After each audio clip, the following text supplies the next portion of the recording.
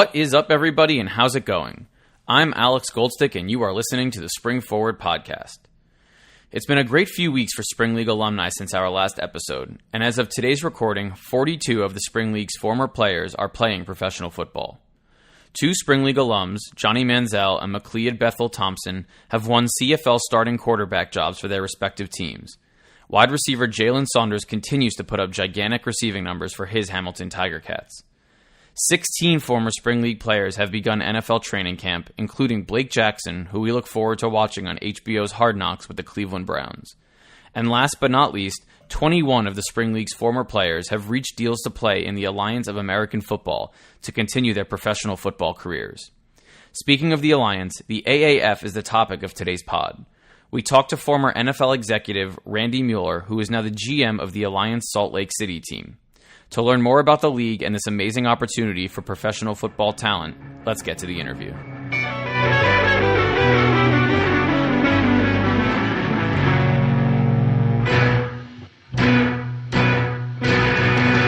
Randy Mueller is a professional football executive whose NFL career spans 4 decades and includes stops with the Seattle Seahawks, New Orleans Saints, Miami Dolphins, and we'll call them the Southern California Chargers. In 2000, he was named the NFL Executive of the Year for building a Saints team that would win their first playoff game in franchise history. In 2018, he left the Chargers after 11 years to become the general manager of Alliance Salt Lake, one of 8 founding teams that will make up the brand new league, Alliance of American Football. That will kick off in February of next year. Randy, welcome to the pod. Thanks, Alex. Good to be with you. So we usually go through our guests' football stories chronologically, but because the AAF is so new and probably still an unknown to a lot of sports fans out there, I want to start off talking about that. There are some gigantic football names associated with the league's front office, from Bill Polian to Troy Polamalu, Hines Ward, Justin Tuck, Jared Allen, and then with the individual teams who have made splashy head coaching hires like Steve Spurrier, Mike Singletary, Mike Martz, Brad Childress, and more. Can you just give us a quick introduction to what the Alliance of American Football is and then where it stands in the landscape of professional football? Well, obviously it's a startup league, Alex, and the names you mentioned are all reasons that I jumped on board as well. It's a great combination of not only the on-the-field knowledge and wisdom and experience, but off the field as well. Charlie Ebersol is the co-founder with Bill Polian, and he brings a ton to the table with regard to things that the league will represent off the field. And I think the combination of those guys really has a lot of us that have kind of signed on the inside really excited about it. You know, basically it is a well-funded, well-thought-through plan, a league that is very exciting for us, even those of us that have been in football forever. You know, with 8 teams, the names you mentioned, the window of opportunity now that we will play in the spring and give a lot of kids that deserve to play in professional ball a chance to do so. It's exciting. And I've, been on board now for a month, maybe month and a half, and I have, been astounded by the talent that we've been able to find and the people that we've been able to sign. I think it's going to be an awesome deal going forward, and I'm very excited about it. Now, unfortunately, there's a long and not so successful history of professional football leagues not named the NFL in the United States. The Spring League was founded in response to some of the shortcomings of those past leagues, but operates more as a series of scouting events rather than a league with teams and stadiums and a regular season, etc. What is it about the AAF that you think is different or has it primed to succeed where other traditional leagues have not? Because there's certainly a ton of firepower and big name recognition that have been hired by Alliance already that we mentioned. I think the biggest reason going forward is the people that they've been able to involve and the planning that's been done to this point.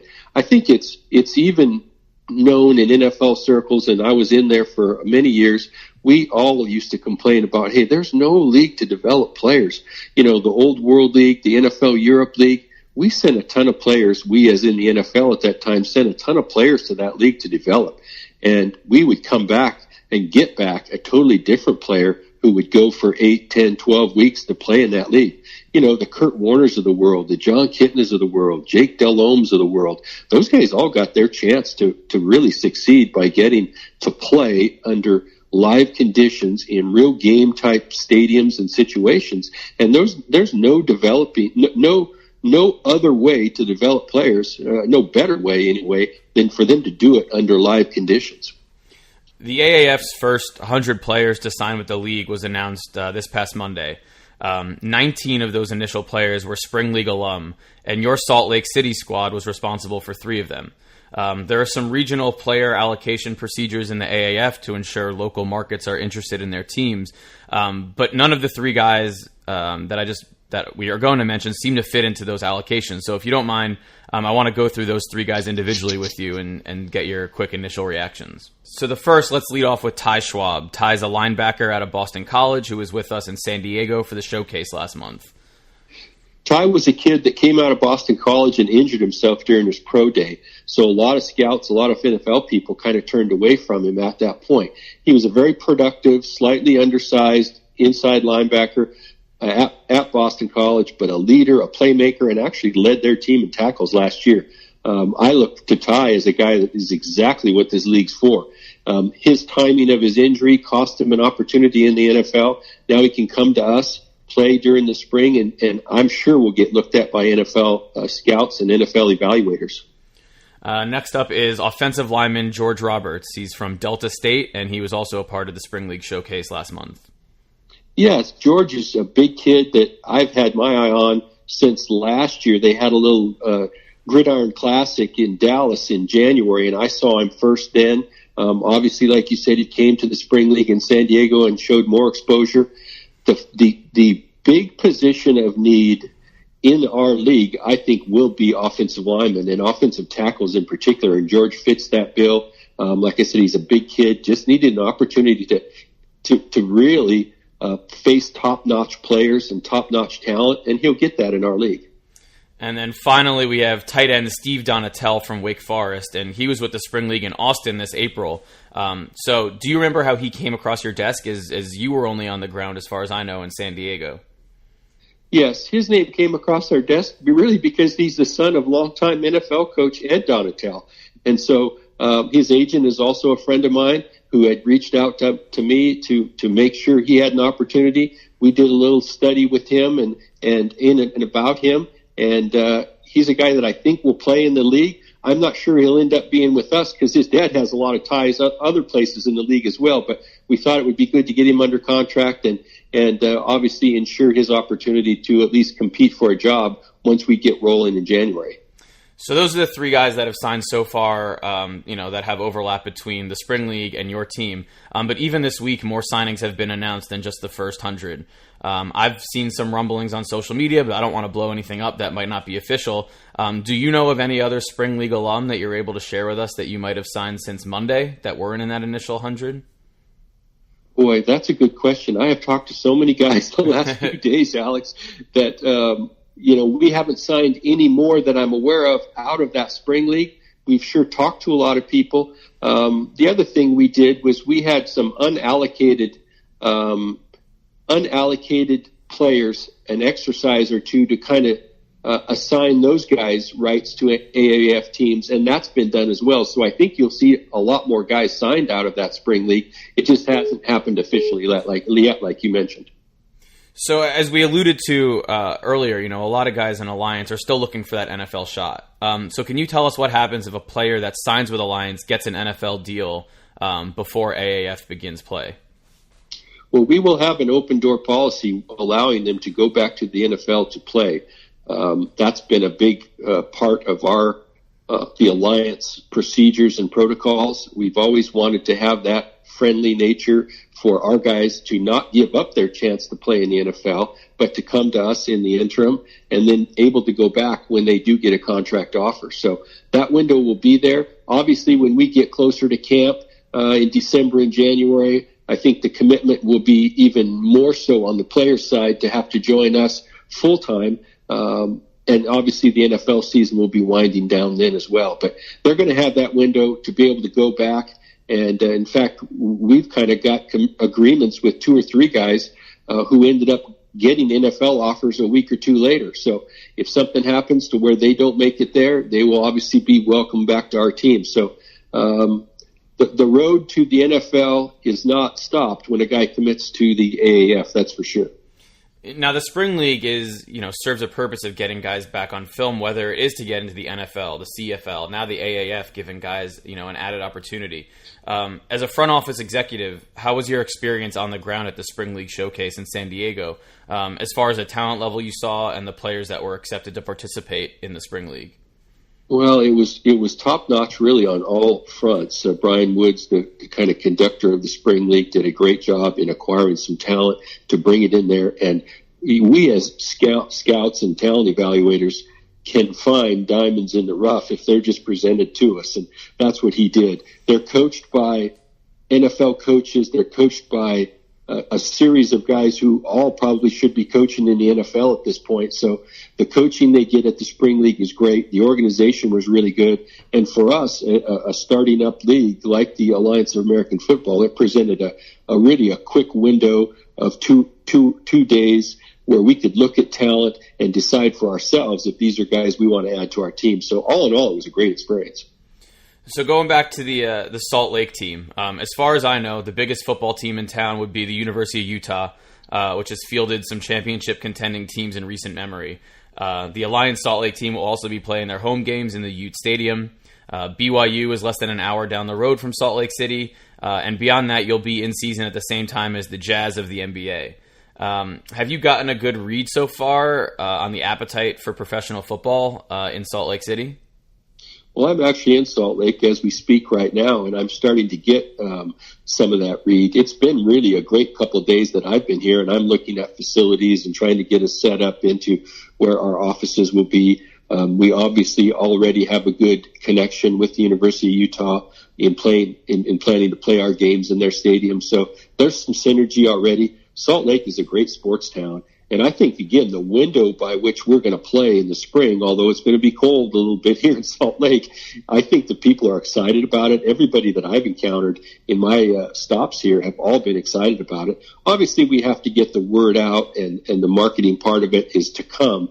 But everybody seems very wide open to the fact that we're going to be here and add another team to really a sports landscape in Salt Lake that has some history. So I'm excited about that, and I think people will be in time.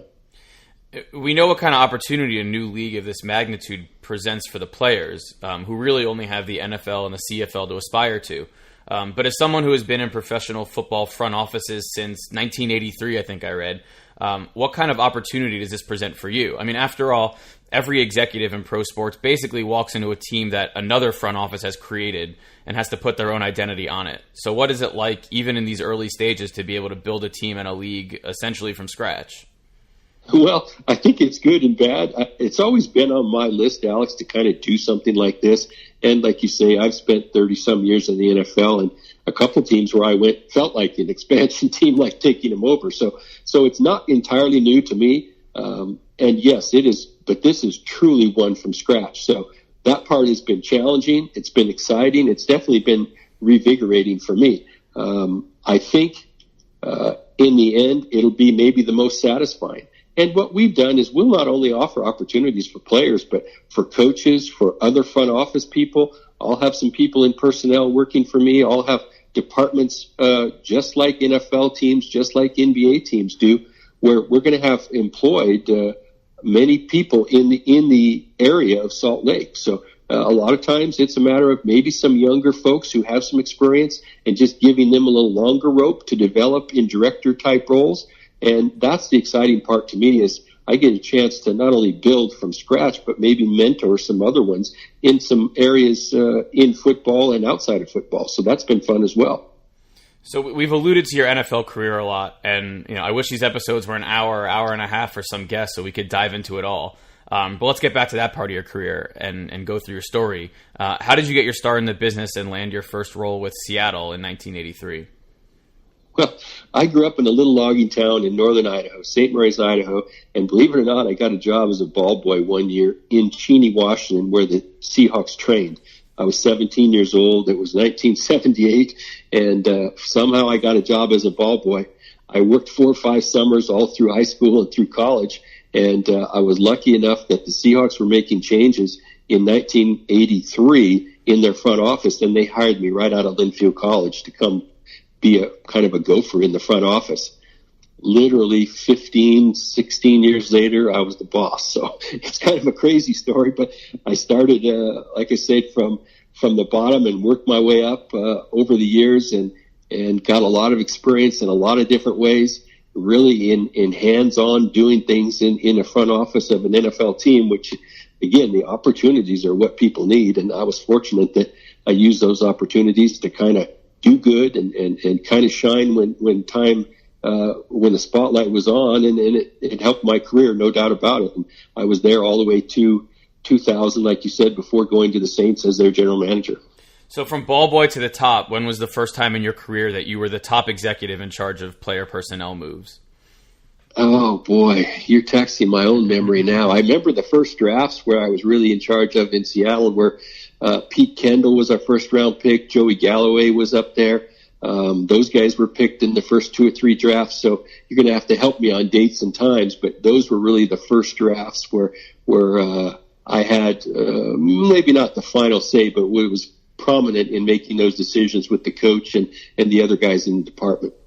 Now, the young football fan may not remember, but there was a time when the Saints were the poster team for futility in American sports. So since the turn of this century, however, they've had some better luck come their way, and you were one of the people involved in the franchise's change of fortunes, and you were awarded the NFL Executive of the Year for it in 2000. What does an award like that mean to you? And now, almost 20 years later, what do you remember about that season? Well, it was probably the highlight of my professional career to that point. I mean, obviously it was, and maybe to this point for that matter. It was, again, a bunch of guys coming together. We got there. They had been 4-12, I believe, the year before. They had never won a playoff game. Jim Mora, Jim Finks, they had got them to the playoffs a few times with some pretty good players, pretty good run, but they had never crossed that threshold into being successful in the postseason. It was a great year. You know, Jim Haslett was, I think, voted Coach of the Year that same year. The Rams were kind of in their heyday at the time and were in our division. We ended up playing them back-to-back games, the last game, regular season game, and then the first round of the playoffs. So it was kind of a weird dynamic there as well. We were able to beat them in the playoffs, and it was probably the most fun year of most of our career, of everybody that was involved there. And one thing about New Orleans is those people are passionate fans, and they were awesome that year, and that's really has carried them on for the last decade and a half. You know, we kind of got it started back then, but they've been able to keep it rolling. And some of the people that I hired when I went from Seattle to New Orleans are all still there in prominent roles with the Saints, so I have pride in that too. Now, this may be summing up a long career in a very short question, but you've had to have made thousands of moves in your NFL career as a front office executive. But do you have one or two most memorable transactions that you've made in your career, whether it be a trade that paid off many times over or an unexpected player that made you look really good?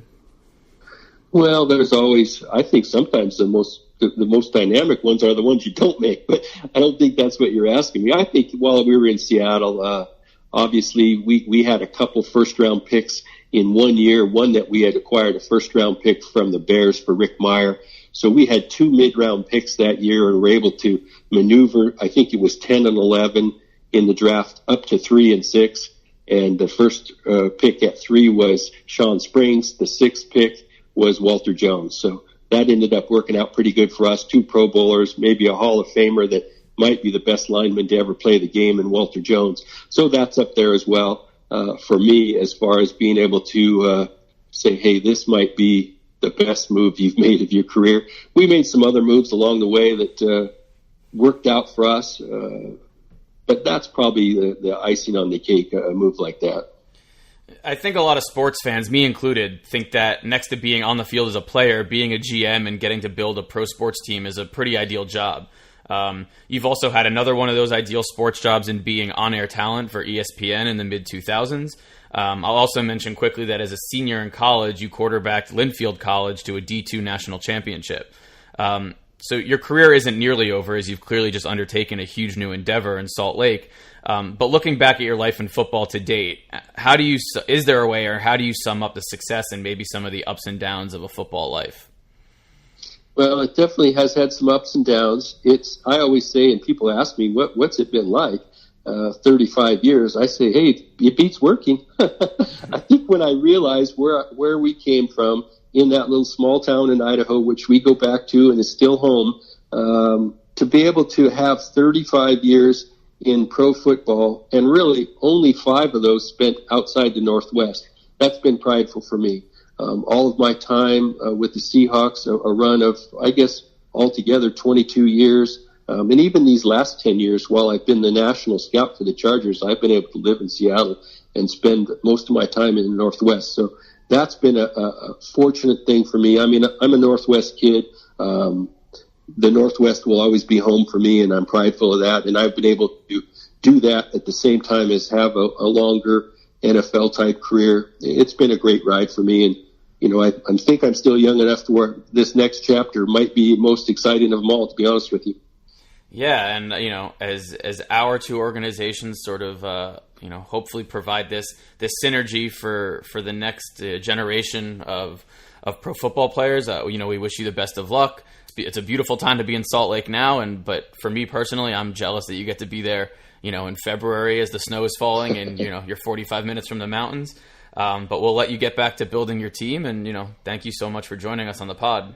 Thanks, Alex. I've enjoyed it. Anytime.